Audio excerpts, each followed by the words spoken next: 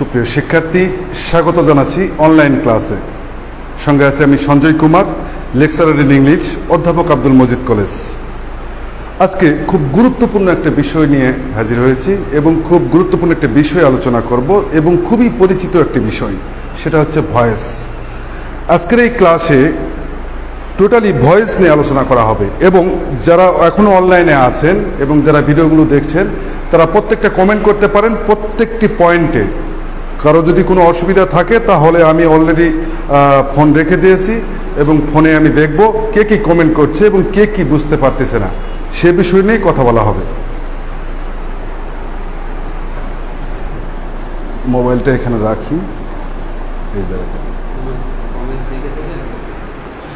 প্রথমত আগে ইনফর্ম করেন যে সাউন্ড ঠিক আছে কিনা।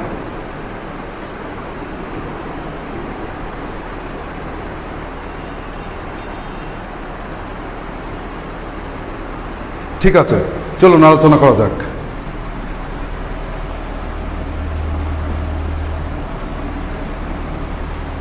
আজকে দেখব ভয়েস। আসলে প্রথমত ভয়েস চেনা দরকার। আগে একটি সেন্টেন্সে ভয়েস কোথায় থাকে বা কিভাবে ভয়েস চেনব, এটা আগে একজন স্টুডেন্টের প্রথম দায়িত্ব, যে আসলে ভয়েস চেনা। কিভাবে ভয়েস আমরা চিনব, আসুন দেখি।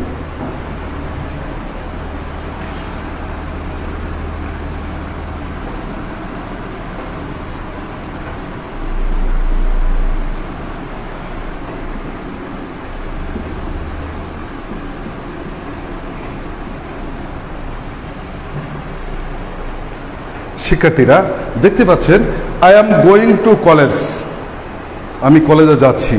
আসলে ভয়েস কোনটা এটা আসলে প্রথমে আগে জানতে হবে আমাদের, তারপরে টেন্স কোনটা সেটা আবার শিখতে হবে। এখানে অ্যাম হচ্ছে সাহায্যকারী ভার্ব, গোয়িং হচ্ছে মূল ভার্ব। সবসময় একটা কথা মনে রাখতে হবে, প্রত্যেকটি সাহায্যকারী ভার্ব এবং মূল ভার্ব একত্রেই টেন্স হয়। তাহলে এখানে টেন্স কোনটা? এখানে টেন্স হচ্ছে অ্যাম এবং গোয়িং, এই দুটো মিলেই টেন্স। তাহলে কি শিখলাম? টেন্স কোনটা? একটি সেন্টেন্সে সাহায্যকারী ভার্ব এবং মূল ভার্ব এই দুটো একত্রেই টেন্স হয়। তবে যদি সাহায্যকারী ভার্ব না থাকে, যেমন আই গো টু কলেজ, যদি সাহায্যকারী ভার্ব সেন্টেন্সে না থাকে তাহলে এই মূল ভার্বই টেন্স হবে। যদি সাহায্যকারী ভার্ব থাকে তবে সাহায্যকারী ভার্ব এবং মূল ভার্ব একত্রে টেন্স হবে, আর যদি সাহায্যকারী ভার্ব না থাকে তাহলে মূল ভার্ব এককভাবে টেন্স হবে। আই কিংবা টু কিংবা কলেজ এগুলো টেন্সের বিশেষ অংশ নয়, এগুলো সেন্টেন্সের অংশ। সুতরাং আমরা প্রথমত আজকে টেন্স প্রথমত শিখলাম যে অ্যাম এবং গোয়িং অর্থাৎ সাহায্যকারী ভার্ব এবং মূল ভার্ব একত্রে টেন্স হয়। আবার যদি সাহায্যকারী ভার্ব না থাকে তাহলে মূল ভার্বই টেন্স। এখন দেখব টেন্স কি আর ভয়েস কি।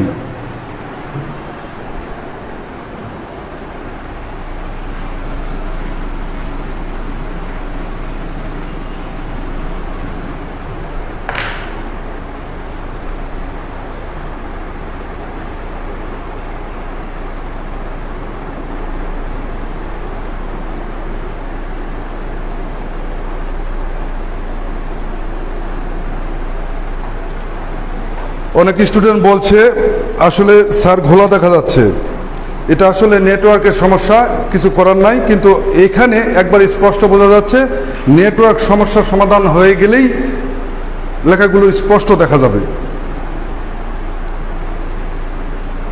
স্যার নেট একদম ঘোলা।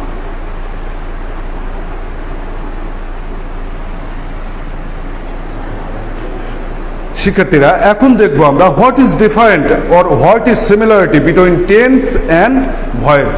What is voice, what is tense, how to identify. দেখুন, একটু আগে যে সেন্টেন্সটি লিখেছিলাম, আই অ্যাম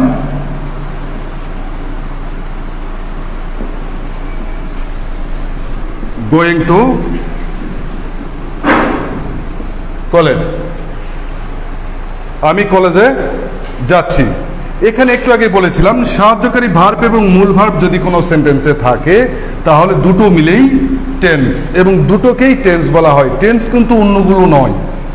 টেন্স এখানে অ্যাম এবং গোয়িং দুটো মিলেই টেন্স। এখন দেখব টেন্স এবং ভয়েসের মধ্যে পার্থক্য কি, কিংবা সিমিলারিটি কি বা মিল কোথায়। আসলে যেটা টেন্স সেটাই ভয়েস। এখানে অ্যাম গোয়িংকে আমরা টেন্সও বলতে পারি, আবার ভয়েসও বলতে পারি। সুতরাং যেটা টেন্স সেটাই ভয়েস।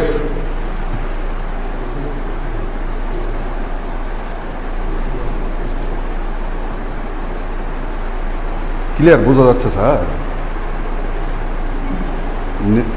ওখানে না, এখানে।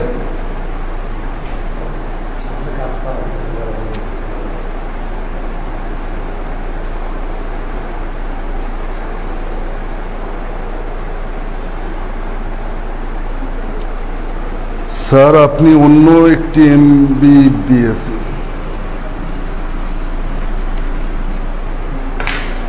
সুপ্রিয় শিক্ষার্থীরা, এখন দেখলাম টেন্স কি আর ভয়েস কি, এবং টেন্স আর ভয়েসের মধ্যে সিমিলারিটি কোথায়, ডিফারেন্স কোথায়।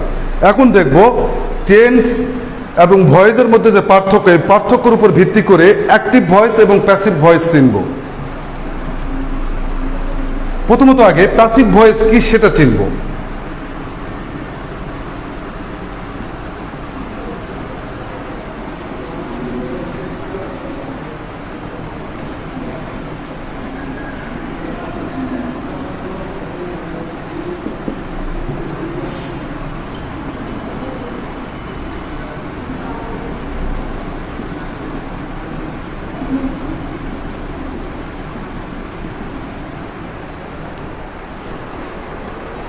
দেখুন, যদি কোনো সেন্টেন্সে বি ভার্ব প্লাস ভি3 থাকে, যদি কোনো সেন্টেন্সে বি ভার্ব প্লাস ভি3 থাকে, তাহলে সেন্টেন্সটির মধ্যে বুঝতে হবে এটা প্যাসিভ ভয়েস আছে।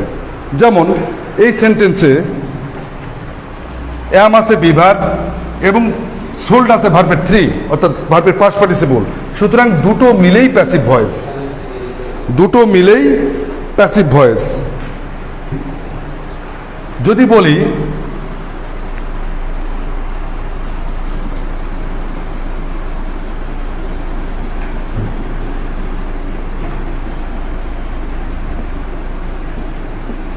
I am selling potato, দেখি এটা অ্যাক্টিভ আছে না প্যাসিভ আছে। এখানে অ্যাম তো বি ভার্ব আছে ঠিকই, কিন্তু সেলিং তো ভার্বের পাস্ট পার্টিসিপল নাই।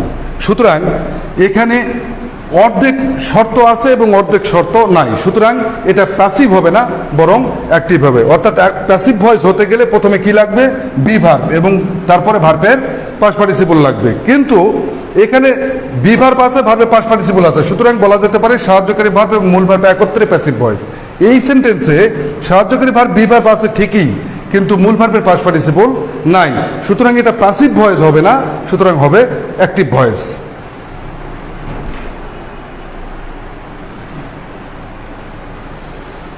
এত নেট স্লো, দেখো কেবল কদ্দুর পর্যন্ত আছে। আমি শেষ করে দিয়েছি কিন্তু অনেকক্ষণ আগে।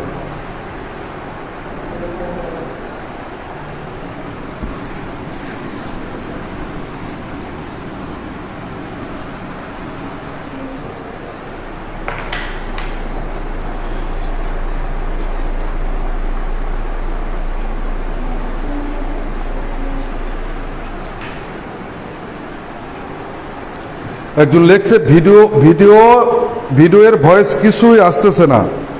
ভয়েস তো ঠিকই আছে।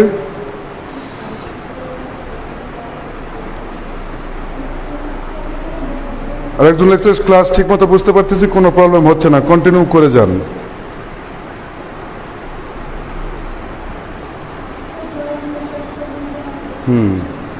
আর একজন লেখছে শুধু ঘোলা।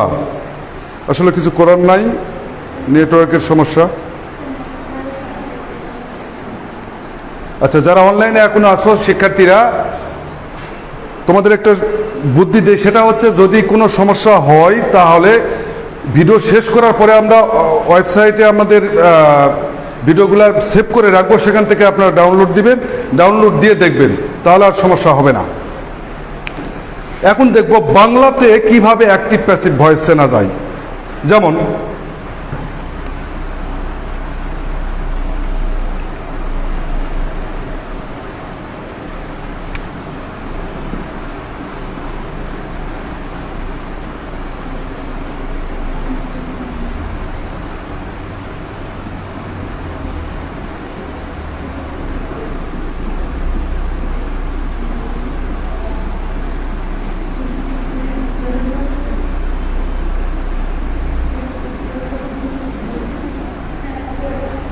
যেমন মেয়েটিকে দোকানে দেখা যায়, এখানে মূল কাজ কি?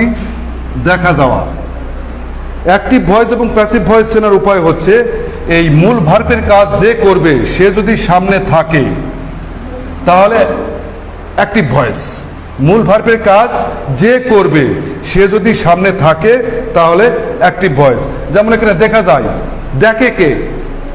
যেমন দেখি আপনি, আমি, কিন্তু আমরা কি আছি এখানে? নাই। সুতরাং এটি অ্যাক্টিভ ভয়েস নয়, সুতরাং এটি প্যাসিভ ভয়েস। অর্থাৎ ভার্বের কাজ যে করবে সে যদি সামনে থাকে তাহলে অ্যাক্টিভ ভয়েস, আর যদি সামনে না থাকে প্যাসিভ ভয়েস। যেমন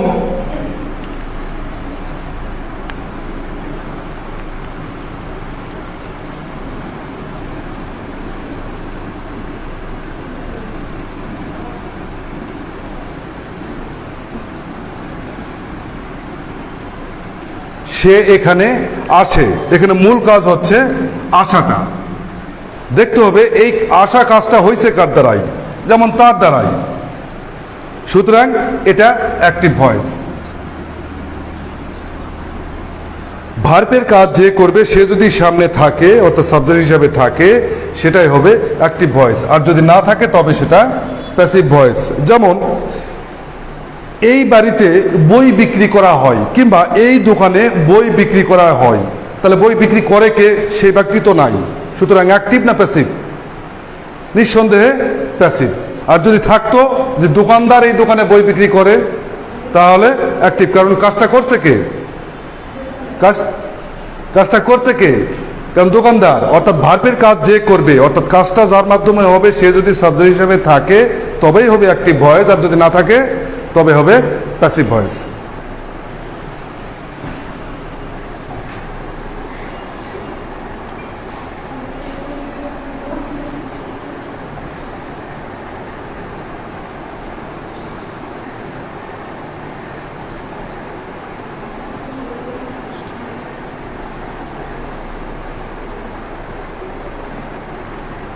প্যাসিভ।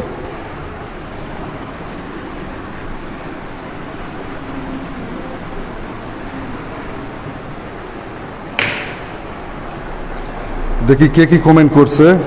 সেকেন্ড ইয়ারে, হ্যাঁ এটা ফার্স্ট ইয়ারের ক্লাস, এটা সেকেন্ড ইয়ারের নয়।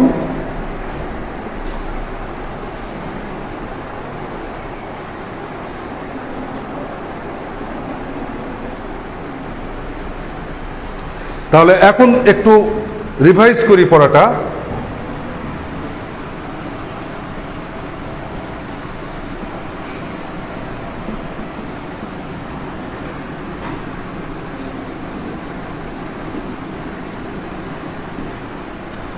I have wanted to go there, এখানে সাহায্যকারী ভার্ব আছে হ্যাভ, ওয়ান্টেড আছে মূল ভার্ব। তাহলে এটা কি অ্যাক্টিভ ভয়েস না প্যাসিভ ভয়েস? প্রথম প্রশ্ন।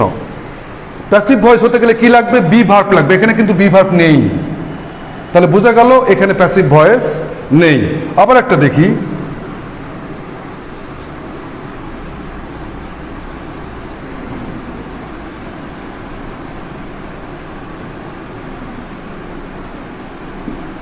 I have been finished here, এখানে কিন্তু বি ভার্ব আছে, আছে না? এখানে বি ভার্ব আছে এবং ভার্বের পাস্ট পার্টিসিপল আছে, বোঝা গেল। তাহলে এটা কি ভয়েস? Passive voice. কিন্তু এখানে কিন্তু বি ভার্ব ছিল না, সুতরাং এটা অ্যাক্টিভ ভয়েস। এখন দেখব অ্যাক্টিভ প্যাসিভ ভয়েসের মূল মন্ত্রটা কি, অর্থাৎ অ্যাক্টিভ প্যাসিভ ভয়েস যখন পরিবর্তন করব তখন কি কি প্রয়োজন হয়।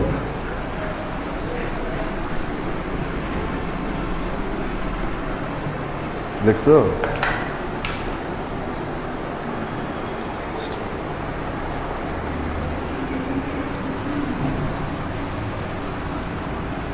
প্যাসিভ ভয়েস করি আর অ্যাক্টিভ ভয়েস করি, যখন আমরা ভয়েস এক্সচেঞ্জ করব, ভয়েস পরিবর্তন করব, তখন আমাদের মূল কতগুলো বিষয়ের প্রয়োজন হয়। তার মধ্যে একটা হচ্ছে কমপ্লিমেন্ট, একটা হচ্ছে অবজেক্ট, একটা হচ্ছে অ্যাডভার্ব, আর একটা হচ্ছে অ্যাডভার্বাল ফ্রেজ। তিনটাই শিখব। প্রথমে আমরা শিখব অবজেক্ট সেন্টেন্সে আছে কি না। প্রথমত শিখব অবজেক্ট সেন্টেন্সে আছে কি না।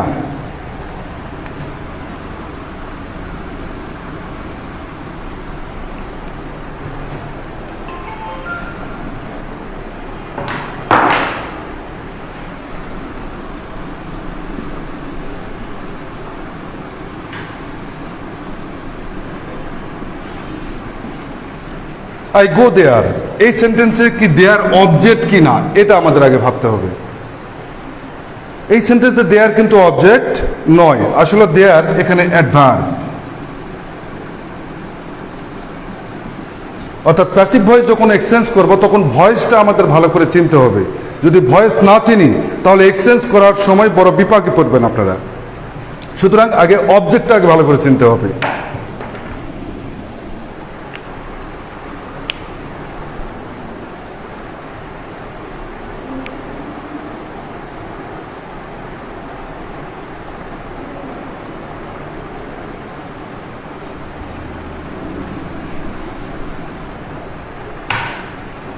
আমরা ক্লাস 6 থেকে শুরু করে এখন পর্যন্ত অবজেক্টের একটা ছোট্ট সংজ্ঞা জানি।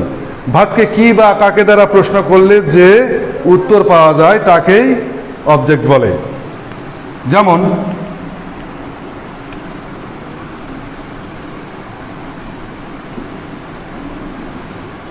আই স হিম, এখানে ভার্ব হচ্ছে সি বা স। সি মানে দেখা বা স মানে দেখা। দেখাকে প্রশ্ন করতে হবে কি দেখি, কি দেখি, কাকে দেখি। কি দেখি বললে তো উত্তর আসবে না, কিন্তু কাকে দেখি বললে উত্তর আসবে, সেটা হচ্ছে তাকে। সুতরাং এটাই হচ্ছে অবজেক্ট, এটাই হচ্ছে অবজেক্ট। 6 থেকে একটা আমাদের মধ্যে ধারণা আছে subject plus verb plus object, এই রকমের একটা ধারণা আসলে শতকরা 70% সেন্টেন্সে অবজেক্ট থাকে না। শতকরা 70% সেন্টেন্সে অবজেক্ট থাকে না। একটা সেন্টেন্সে অবজেক্ট থাকতেও পারে আবার নাও পারে, তবে না থাকার সম্ভাবনাই খুব বেশি। অবজেক্ট থাকতেও পারে আবার নাও পারে। আবারও বলছি শতকরা 70% সেন্টেন্সে অবজেক্ট থাকে না।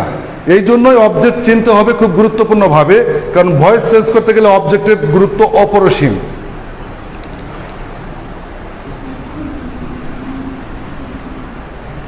এখন দেখব কমপ্লিমেন্ট কি।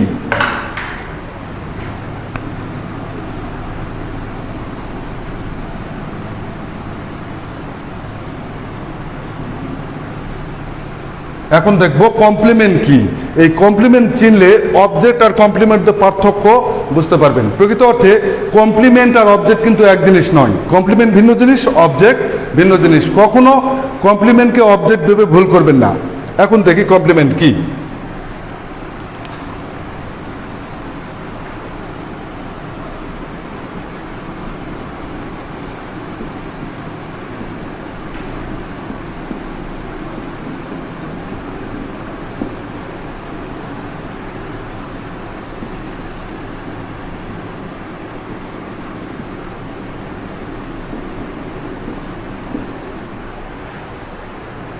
Here is a two kind of sentence. First sentence is he is my father, সে আমার বাবা। কমপ্লিমেন্ট জিনিসটা কি? যখন সাবজেক্ট এবং ভার্বের পরের অংশ একই ব্যক্তি হয়, যখন সাবজেক্ট এবং ভার্বের পরের অংশ একই ব্যক্তি হয় তখন সেই পরের অংশকে আমরা অবজেক্ট বলবো না, বরং পরের অংশকে আমরা কমপ্লিমেন্ট বলবো। দেখুন এখানে মাই ফাদার বলতে কাকে বোঝাচ্ছে? হিকেই তো বোঝাচ্ছে। মাই ফাদার কে? হি, সে। এখানে আই বলতে কাকে বোঝাচ্ছে? ডক্টরকে বোঝাচ্ছে। আমি কে? ডক্টর। সুতরাং এই ডক্টর এবং আমি একই ব্যক্তি। সুতরাং যদি ভার্বের পরের অংশ এবং সাবজেক্ট একই ব্যক্তি হয় তখন এই পরের অংশকে আমরা আর অবজেক্ট বলবো না, পরের অংশকে বলবো কমপ্লিমেন্ট। আর কমপ্লিমেন্ট কখনো অবজেক্ট নয়।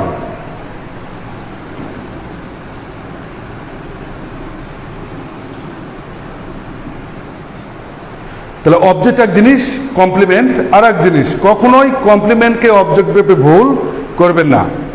অবজেক্ট আর কমপ্লিমেন্ট অনেক পার্থক্য।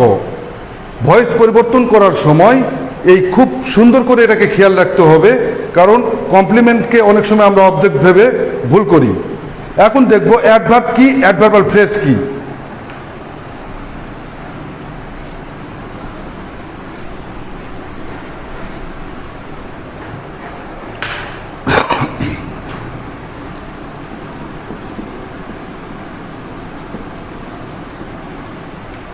এখন দেখব অ্যাডভার্ব।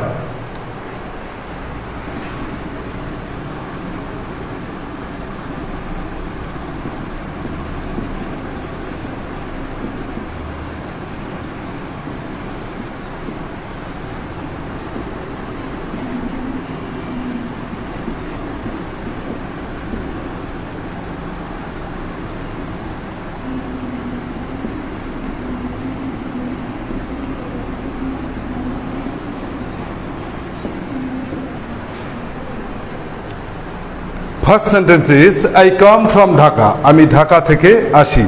এখানে যদি কোনো ওয়ার্ড দ্বারা স্থান বোঝায় সেটা অ্যাডভার্ব হবে। যেমন এখানে স্থান বোঝাইছে, আমি এখানে থাকি, এখানে বলতে একটা স্থান, সুতরাং হেয়ার এখানে অ্যাডভার্ব। আমি সেখানে যাই, সেখানে তো একটা স্থান, সুতরাং সেখানে এটা অ্যাডভার্ব। এটা প্রত্যেকটাই অ্যাডভার্ব।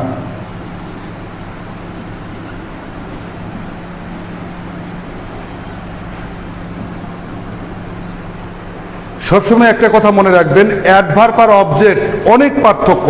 অ্যাডভার্ব কিন্তু কখনো অবজেক্ট নয়।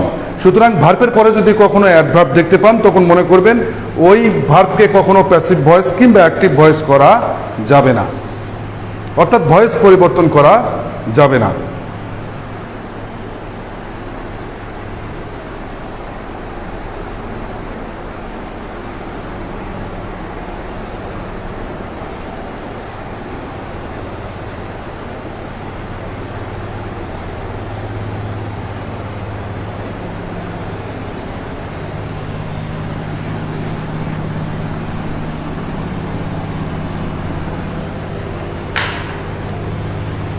তাহলে আমরা কি দেখলাম? একটি সেন্টেন্সের মধ্যে ভার্বের পরে থাকতে পারে অবজেক্ট, থাকতে পারে অ্যাডভার্ব, থাকতে পারে কমপ্লিমেন্ট, থাকতে পারে অ্যাডভার্বাল ফ্রেজ। সেন্টেন্সগুলো আরেকবার রিভাইজ দেই।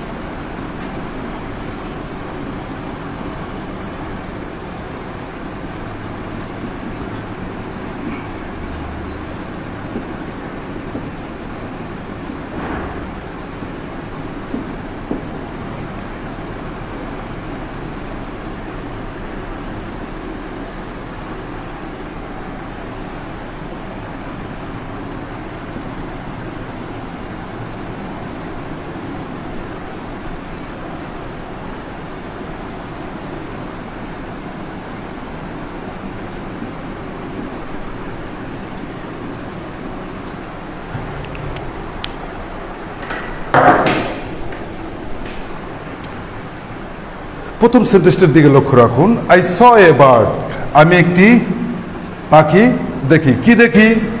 পাখি দেখি। তাহলে এটা অবজেক্ট। কি বা কাকে দ্বারা প্রশ্ন করলে এটা কি হবে? এটা হলো অবজেক্ট।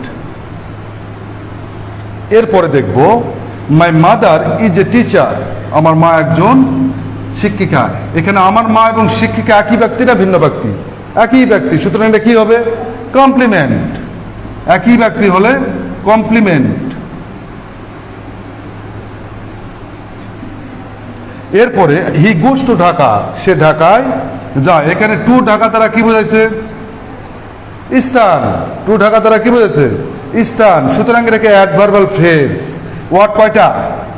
একটা ওয়ার্ড দ্বারা স্থান বোঝালে, সময় বোঝালে, কারণ বোঝালে, একটা ওয়ার্ড দ্বারা যদি সময় বোঝায়, কারণ বোঝায়, ধরন বোঝায়, সেটা হবে শুধু অ্যাডভার্ব। যদি দুইটা ওয়ার্ড দ্বারা বোঝায় তাহলে সেটা হবে অ্যাডভার্বাল ফ্রেজ। তাহলে এটা কি? Adverbial phrase.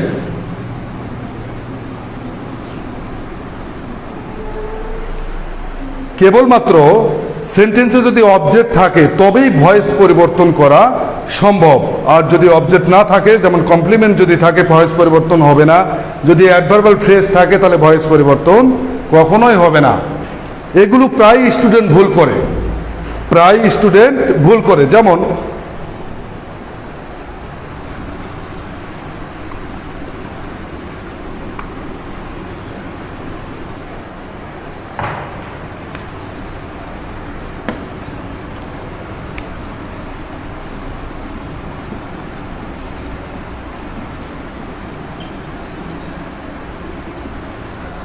যেমন আই লিভ ইন ঢাকা, এই সেন্টেন্সটির মধ্যে ভার্ব কোনটা? লিভ। এখানে ভার্ব কোনটা? লিভ। এই লিভটা কি অ্যাক্টিভ ভয়েস না প্যাসিভ ভয়েস? কারণ আমরা জানি প্যাসিভ ভয়েস হতে গেলে বি ভার্বের দরকার হয়। কি দরকার? Be verb. বি ভার্ব কি আছে? নাই। বি ভার্ব নাই মানে আর কিছু ভাবার চিন্তা নাই। তাহলে বুঝতে হবে এটা প্যাসিভ ভয়েস নয় বরং অ্যাক্টিভ ভয়েস। এটা প্যাসিভ ভয়েস নয় বরং অ্যাক্টিভ ভয়েস। এই ভার্বটিকে কি আমরা প্যাসিভ করতে পারবো? যদি এখানে বলে দেই যে এই সেন্টেন্সটাকে প্যাসিভ করো, তাহলে কি প্যাসিভ করা সম্ভব? কেন নয়? কারণ প্যাসিভ করতে গেলে মূল ভার্বের পরে কি লাগে? অবজেক্ট লাগে। এখানে কি অবজেক্ট আছে? যেমন আই লিভ ইন ঢাকা, এখানে তো স্থান বুঝাইছে। ইন ঢাকা দ্বারা কি বোঝায়? এটা কি অবজেক্ট না কমপ্লিমেন্ট না অ্যাডভার্ব না অ্যাডভার্বাল ফ্রেজ? নিঃসন্দেহে স্থান বুঝাইছে তখন অ্যাডভার্বাল ফ্রেজ, যেহেতু ওয়ার্ড দুইটা আছে, অ্যাডভার্বাল ফ্রেজ। সুতরাং এই অ্যাডভার্বাল ফ্রেজ থাকলে কখনো ভয়েস পরিবর্তন সম্ভব নয়, কমপ্লিমেন্ট থাকলে ভয়েস পরিবর্তন সম্ভব নয়। সুতরাং এই লিভের ভয়েস পরিবর্তন সম্ভব নয়। এখন দেখব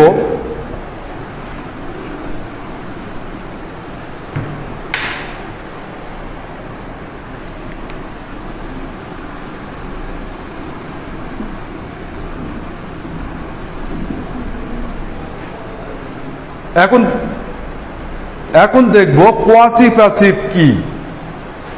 এখন দেখব কোয়াসি প্যাসিভ, আরো 2-3 মিনিট চালাই আর কি। এখন দেখব কোয়াসি প্যাসিভ কি। এই জিনিসটা আমরা 6 থেকে শুনে আসতেছি না, কোয়াসি প্যাসিভ কি।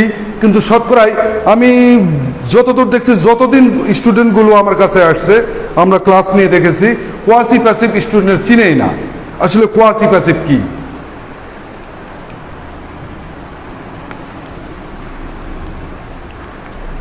আবার বলছি, স্ট্রাকচারগতভাবে অ্যাক্টিভ ভয়েস কিন্তু কার্যকলাপ কোয়াসি মানে প্যাসিভ ভয়েসের মতো, এরকম ভার্বই মূলত কোয়াসি প্যাসিভ।